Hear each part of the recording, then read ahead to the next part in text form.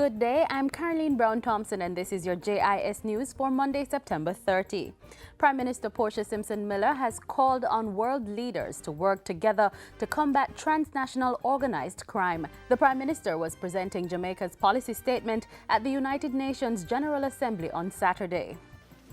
Transnational organized criminal enterprises wreak havoc on economies and challenge the capacities of states to deal with these threats. Increased collaboration is necessary in confronting such threats. While expressing sadness at the Kenya Mall attack and the use of chemical weapons in Syria, Mrs. Simpson-Miller announced that Jamaica was working towards ratifying the Arms Trade Treaty while implementing measures to combat human trafficking. In the meantime, the Prime Minister has also called on world leaders to consider reparation for countries which were affected by the slave trade. She also encouraged global leaders to continue to provide financial support for the construction of the permanent memorial to honor the victims of slavery, following the unveiling of the design at the UN last week. And in delivering her policy statement to the UN General Assembly, the Prime Minister also reiterated the call for the lifting of the trade embargo on Cuba.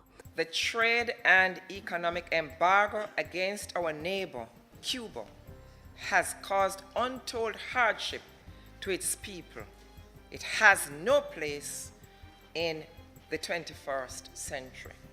And Mrs. Simpson-Miller also used the trip to the UN to deepen Jamaica's relationship with other countries. Bilateral talks were held with the presidents of Tanzania and Honduras. Those discussions followed meetings with the government heads of Ghana, Equatorial Guinea and Nigeria. Government continues to pursue legislation to improve road safety. A new road traffic law should address modern challenges that compromise safety, recertify drivers operating public passenger vehicles, and restructure the Island Traffic Authority.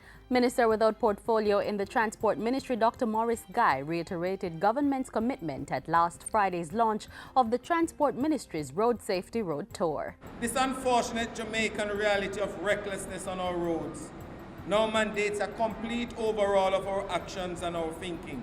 The need for action in the area of road safety is most critical and crucial at this time, as we only serve to hinder our growth and development with the spate of accidents on our streets. The Transport Ministry's Road Safety Road Tour began on Saturday in St. Catherine and Clarendon under the theme Walk, Ride and Drive for Life. 3 more shows will be held across the island, featuring performances from artists like Voicemail, Tanya Stevens and Roy Rayon. The Simpson-Miller administration is in the process of acquiring a system to improve efficiency in the public sector. The Human Capital Management System will ensure that all public sector bodies are operating in a similar manner. Deputy Financial Secretary in the Finance Ministry, Wayne Jones, says government has made headway in securing the technology following a request for proposal in August. We have had 2 bidders conference thus far, and we are in the process now of responding to comments, questions of clarification from prospective bidders. Mr. Jones was speaking at the recent Workforce Adjustment Conference for public sector bodies. The Human Capital Management System being implemented by Fiscal Services Limited is financed by the Inter-American Development Bank, IDB. Engineers are being challenged to employ best practices to help the country battle the effects of climate change. Environment Minister Robert Pickersgill says climate change is not just about environmental sustainability, but also ensuring that housing and road infrastructure can stand up to environmental challenges.